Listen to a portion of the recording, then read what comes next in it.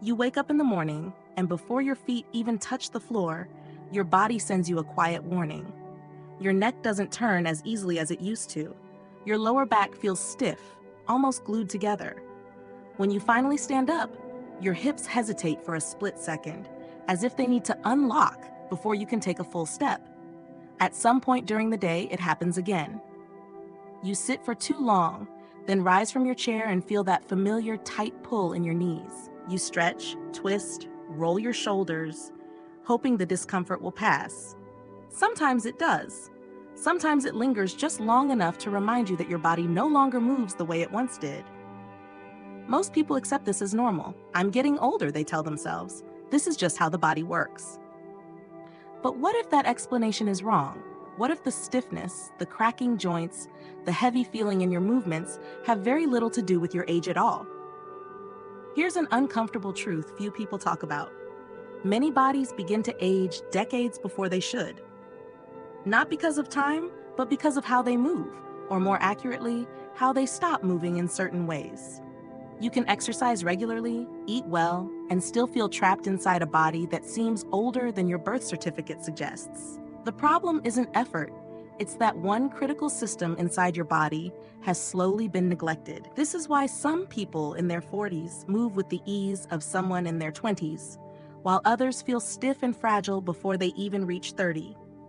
It's why you may know someone who never goes to the gym yet bends, squats, and walks effortlessly, as if their joints are lightly oiled from the inside. Hidden beneath your muscles and joints is a living network that determines how young or old you feel when you move. When this network dries out and tightens, your body becomes rigid, inflamed, and resistant to motion. When it's reawakened, movement becomes smooth again, almost effortless. Centuries ago, monks and healers understood this long before modern anatomy gave it a name. They practiced a simple daily ritual that took only minutes, yet allowed them to preserve fluid, youthful movement well into old age. No intense workouts, no strain, just slow, intentional motions designed to remind the body how to move the way it was meant to. Today, modern science is finally catching up to what they already knew. And once you understand what's really happening inside your body and how to reverse it with just 5 minutes a day, you may never look at stiffness, aging, or exercise the same way again. What most people don't realize is that the body doesn't age evenly.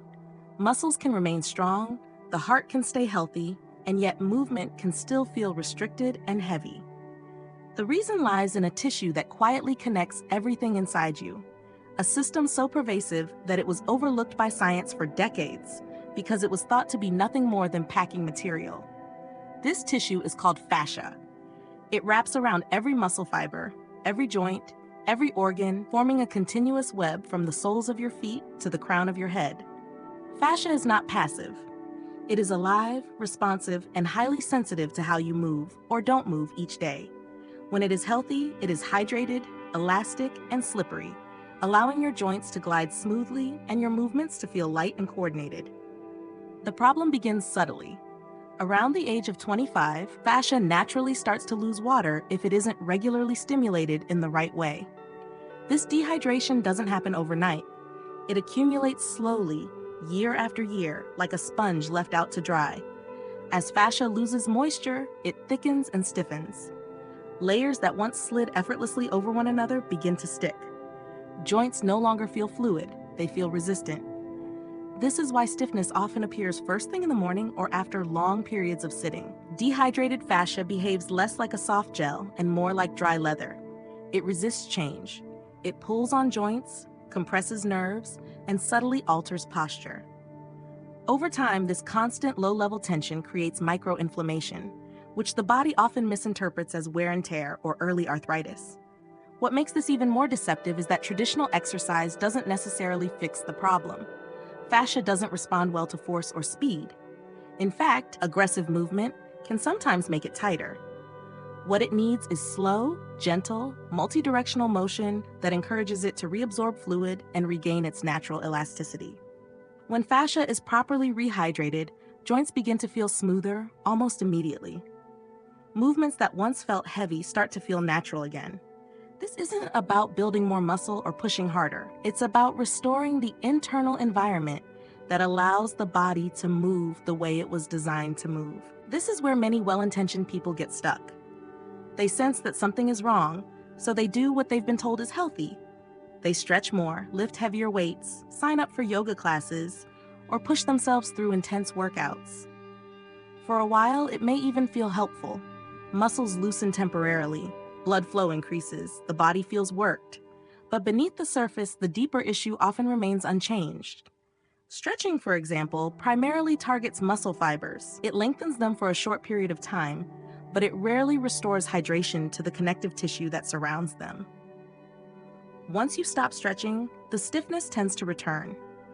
Strength training builds power and stability, yet it often reinforces linear, repetitive patterns. If fascia is already dry and restricted, loading it without first restoring its elasticity can increase compression around the joints. Even yoga, despite its many benefits, can miss a crucial element. Many poses emphasize holding static shapes or moving along limited ranges. Fascia, however, thrives on subtle, circular, three-dimensional motion. Without that, it adapts by becoming stronger in certain positions while remaining stuck in others. The result's a body that looks flexible on the outside, but still feels tight and fragile from within. What fascia responds to best is not intensity, but information. Slow movement sends a signal of safety to the nervous system. Circular motion gently separates the layers of tissue, allowing fluid to flow back in. When movement is done with awareness rather than force, the body stops guarding and begins to soften on its own. This explains why some people train hard for years, yet still feel stiff and achy, while others with far less exercise move with ease. The difference isn't discipline or genetics. It's whether the body is being spoken to in a language it understands. Until that language is restored, effort alone will never be enough. Long before laboratories could measure collagen density or observe connective tissue under microscopes, certain movement traditions had already discovered how to keep the body fluid and resilient. They didn't approach the body as a machine to be pushed, but as a living system that needed to be gently reminded how to circulate, adapt, and renew itself. From this understanding came a simple daily ritual built around slow, circular motion. At its core, this 5-minute practice is designed to do one thing exceptionally well: rehydrate the joints and the connective tissue that surrounds them. Instead of forcing range of motion, it creates just enough gentle friction to wake the fascia up. As the joints move in small circles, layers of tissue begin to slide again. Fluid is drawn back into areas that have been stagnant, much like a sponge soaking up water after being dry for too long. Modern research now confirms what these traditions observed through experience.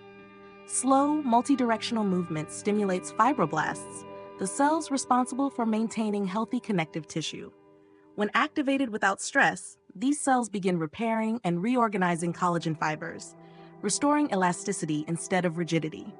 At the same time, joint fluid circulates more effectively, reducing internal friction and calming low-grade inflammation.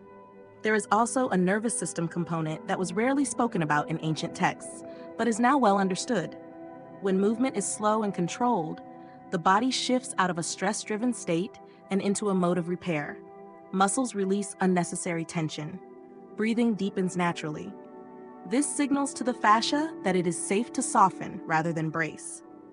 What makes this ritual so powerful is not its complexity, but its precision. 5 minutes is enough because it targets the system that governs how movement feels everywhere else in the body. Over time, this small daily input compounds. Joints begin to feel smoother, posture improves without effort, and movement regains the quiet ease most people associate with youth, but rarely expect to feel again. The ritual itself is built around the idea that the body has a few key gateways where stiffness tends to accumulate first, and from which restriction spreads outward. These areas are not chosen at random. They are the points where force is transferred, balance is negotiated, and posture is organized. When they lose mobility, the entire system compensates in subtle but costly ways. The first gateway is the ankles. They are your foundation, constantly adapting to the ground beneath you. When ankle movement becomes limited, the body looks for stability elsewhere, often sending excess strain up into the knees and lower back. Restoring circular motion here improves balance, gait, and the feeling of being grounded in your own body. Above them are the knees, often treated as simple hinge joints, even though they rely on slight rotational freedom to stay healthy.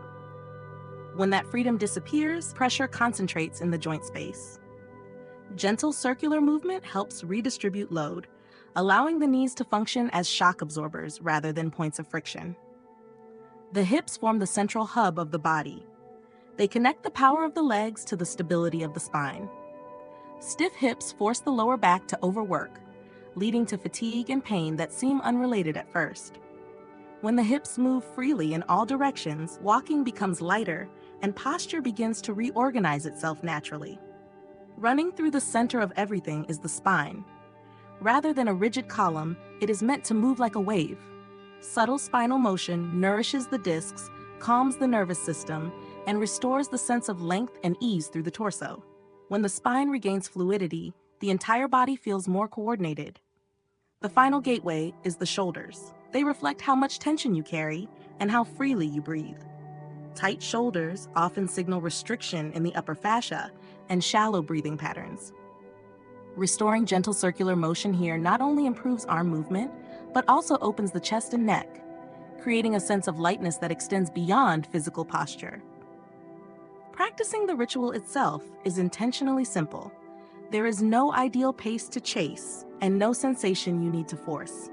The goal is not to stretch as far as possible, but to move slowly enough that the body has time to respond. Each movement lasts about a minute, and the entire sequence can be done standing or seated, wherever you feel most at ease. Begin at the ankles. Gently lift one foot and draw slow circles with it, as if you were tracing the outline of a coin in the air. Keep the motion smooth and relaxed, letting the circle be small at first. After several rotations in one direction, reverse it. Notice any areas of resistance, but don't push into them. Simply acknowledge them and continue moving. Move next to the knees. With your feet lightly planted, allow your knees to make small, controlled circles. The movement should feel almost effortless, guided more by curiosity than strength. Keep the circles shallow and fluid, as though you were stirring water rather than grinding through stiffness. For the hips, imagine your pelvis floating in space. Gently rotate it in a wide, slow circle, allowing the motion to ripple through the lower spine. Breathe naturally as you move, and let the hips soften rather than brace. Reverse direction after a few rotations, staying within a range that feels nourishing. When you reach the spine, think in terms of waves rather than angles. Begin at the base of the spine and let the movement travel upward, vertebra by vertebra, then flow back down again. The motion is subtle, almost meditative, and should never feel forced. Finish with the shoulders. Let your arms hang loosely as you draw slow circles with the shoulders, first forward and then backward. Allow the neck and jaw to relax as well. If done correctly, the movement should leave you feeling warmer, lighter, and more spacious, not tired or strained. The changes this practice creates are often subtle at first, which is why many people underestimate its power. In the first few days, the most noticeable shift is a sense of ease. Getting out of bed feels less abrupt. The body warms up faster. Movements that usually trigger stiffness seem to pass without resistance. Some people notice deeper sleep or a calmer mood, signs that the nervous system is beginning to unwind. After about a week, the difference becomes more tangible. Morning stiffness shortens or disappears altogether. Sitting for long periods no longer results in that heavy locked feeling when you stand. The joints feel quieter, less noisy, as if friction has been reduced from the inside. Many describe a gentle warmth around the hips, knees, or spine, a signal that circulation and hydration are improving. By the second or third week, the body starts moving as a coordinated whole again. Walking feels smoother, almost springy. Small aches that once seemed permanent fade into the background or vanish entirely. Balance improves without conscious effort. There is often a renewed sense of confidence in movement, as if the body can be trusted again. Around the 30-day mark, the changes extend beyond physical sensation. Posture naturally becomes more upright, breathing deepens. Movements look and feel younger, not because strength has dramatically increased, but because resistance has quietly dissolved. What began as a 5-minute ritual turns into a daily reminder that the body is not breaking down. It is responding, adapting, and remembering how to move with ease. What this reveals is a simple but often forgotten truth. The body does not lose its youth all at once. It stiffens gradually, quietly, in response to neglect rather than age. And in the same way, it regains vitality not through force, but through consistent, intelligent care. 5 minutes a day may sound insignificant, yet when directed at the right system, it becomes enough to shift the body's entire relationship with movement. You don't need to wait for pain to become severe or for flexibility to disappear completely before you begin. The earlier this ritual becomes part of your day, the more it works as prevention rather than repair.